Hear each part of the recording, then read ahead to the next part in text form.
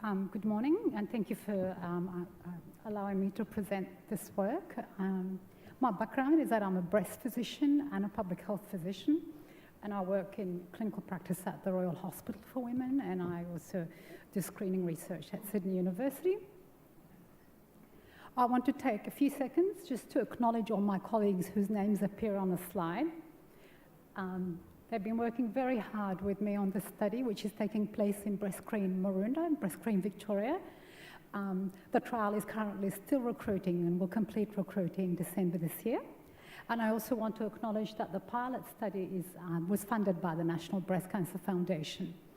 So this is a population-based study of digital breast tomosynthesis in a BreastScreen program. In the interest of time, I will just briefly cover the background on a technology and breast screening in general. If you know a bit about breast screening, you know that the standard mammography is a two-dimensional image of the breast. Tomosynthesis is essentially a new technology platform that obtains multiple low-dose X-rays of the breast and uses data through that acquisition to, in a nutshell, reconstruct a 3D or a near 3D image of the breast. Since about 2010, there have been a number of overseas studies, retrospective and prospective studies, that have shown that this new mammography technology, compared to the existing mammography technology, appears to improve screen detection metrics. Now, in breast screening, we can look at benefit by looking at long-term health outcomes, but the initial metrics we look at relate to cancer detection and recall. And what we found in a pooled meta-analysis that was published very recently from my team is that compared to the standard mammogram, the tomosynthesis appears to improve cancer detection. That's an incremental cancer detection rate. So it seems to add another 1.6 cancers per 1,000 screens, and the effect on recall was very mixed across studies that have come from overseas from different settings. So I'll just move on now and present the study. What we wanted to do was to examine the feasibility and obtain some early indicators of screen detection measures of tomosynthesis within the BreastScreen program, and we wanted to recruit women that were presenting for their routine screening. We chose BreastScreen Maroondah as a pilot site because they actually had the technology. They had a mammography unit with tomosynthesis capability, and they had been using it to a limited extent in the setting of women who have a positive standard screen and recall for workup.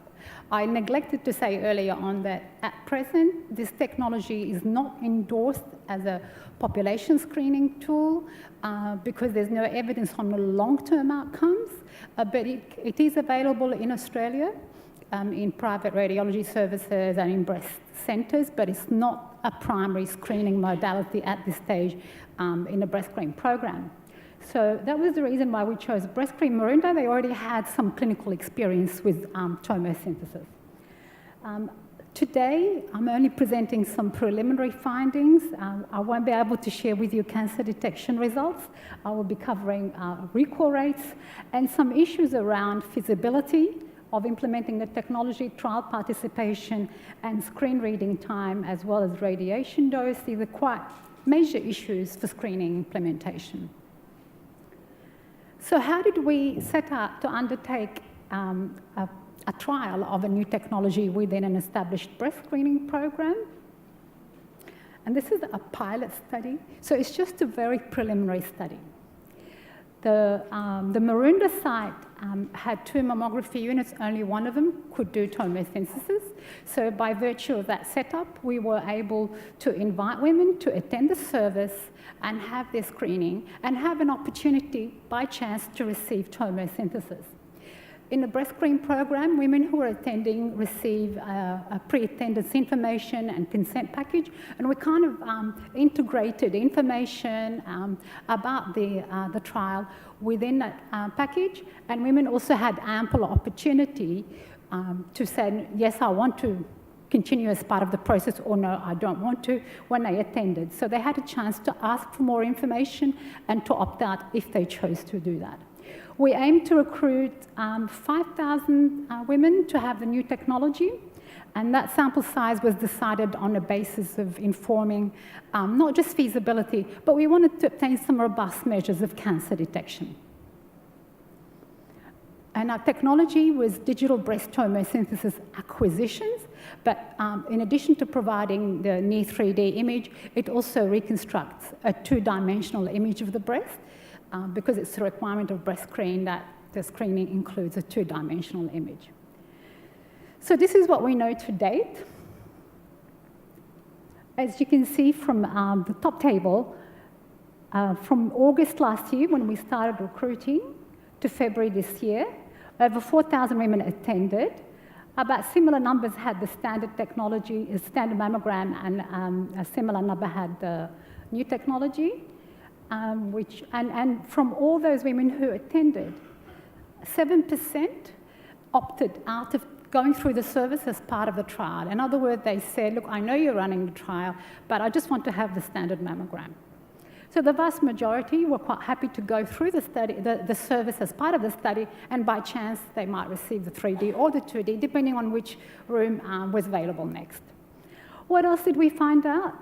We found that recall to assessment using the new technology was significantly higher, 5.1%. Compared to 3.1% for the standard mammograms, so there were more positive screens in the 3D mammogram group. We also found, regardless of how we measured screen reading time, we found that reading the 3D mammogram, which was also read with the reconstructed 2D image, took substantially longer time than the standard mammogram. Now, it is a pilot study. It is very early days using the technology as a primary screening modality. We also know from overseas trials that reading the three-dimensional image will take much longer. This is just a little bit longer than what we would have liked to have seen. We would expect it to double reading time. It looks more like tripling reading time at this stage. We also found that the mean glandular dose per view for the new technology was also higher than the standard mammogram. Again, we would expect it to be higher, but this was just sitting a little bit higher than what we would have liked to have seen. Again, that's the purpose of doing a pilot study, is to obtain these preliminary data before deciding the next step. So just to wrap up, these interim results are purely about informing feasibility and obtaining some initial screen detection metrics by trialing the technology in a local service setting. We found that tomosynthesis so far seems to be feasible in terms of being acceptable to women, with the vast majority being happy to receive it. However, it is very resource intensive.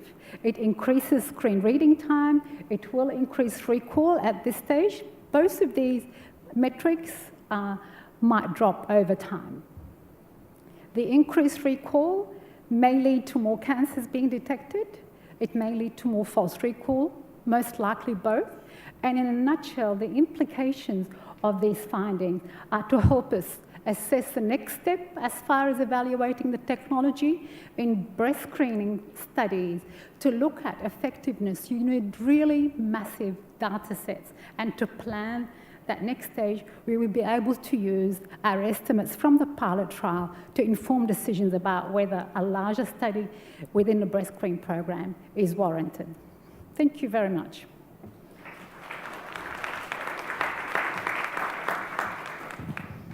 Are there any questions? I have a couple of questions. So just given that it is it's significantly more radiation and it does take 3 times longer to read, and yes, the recall rate is greater, but is there not any international evidence on false positives and whether it's actually increasing cancer detection? Yeah, sure. We have a lot of evidence. I tried to capture it in the first slide, but there wasn't time to present it.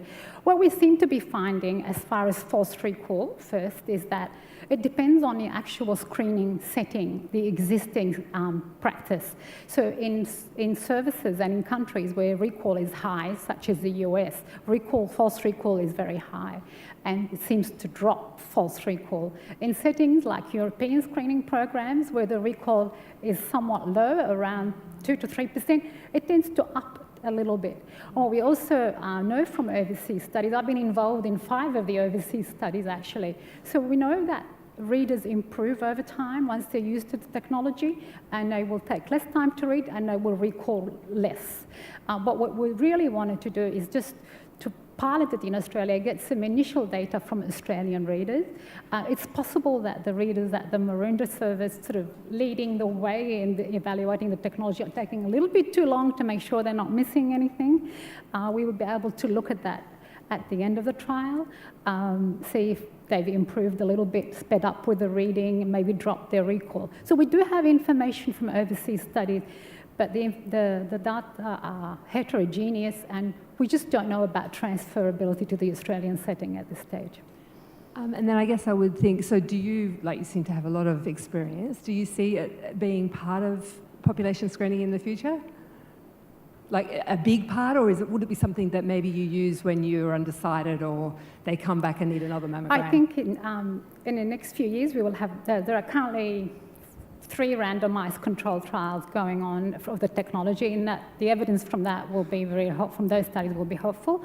I think in a few years' time, it's likely that we will shift from 2D to 3D mammography, maybe, but how we do it, I think it requires repackaging of the screening itself. So we may not be doing the reconstructed 2D, we may not be doing 2 acquisitions of each breast. I think it'll be used to provide perhaps an even more accurate screen, but more efficient screening. At the moment, it's still not efficient. The readers are reading 3D, reading 2D, and so it will help maybe repackage how we do mammography screening.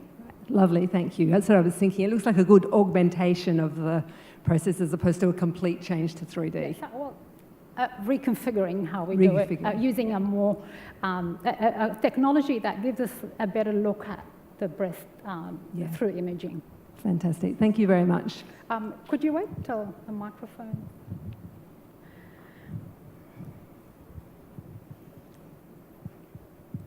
Thank you very much, Lemit, for an excellent presentation and for leading this study and adding more data around DBT. It's going to be very useful, but I just wanted to focus on the dose for a moment, if I may.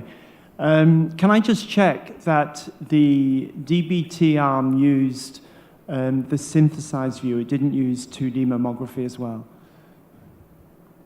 We did 3D acquisitions and a reconstructed 2D, and that was used at the screen reading time. It's compulsory at the moment to look at the 2D image. Yeah. We can't, in the population-based program, report only using the 3D. Sure.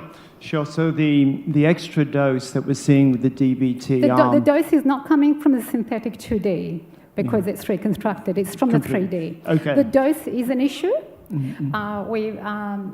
BreastScreen Victoria commissioned further assessment of why the dose is just a bit higher than what we would like to have seen. It may be related to the acquisition protocol, and it may be related to the specific unit, and that's something that requires really careful thinking through if we're to do a larger study.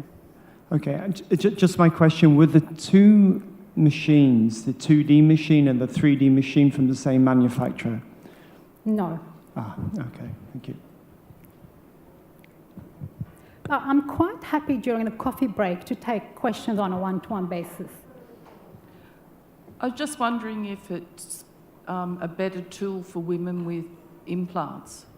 But we did not, women with implants at the moment are not being offered this in the screening program, just because of you do additional views and the total radiation dose adds up. And that's been the same in overseas studies. A lot of them have not included women with implants.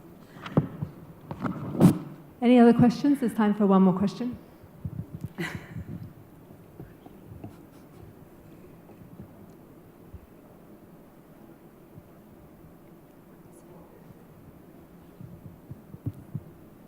Hi, I just want to know, with the 3D mammography, does that still involve in squashing the breast tissue? Yes, it's exactly the same.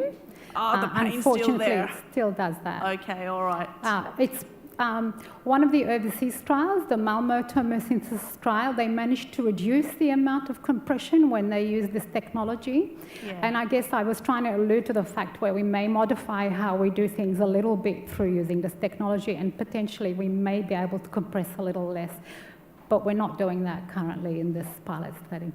Okay. All right. Thank you.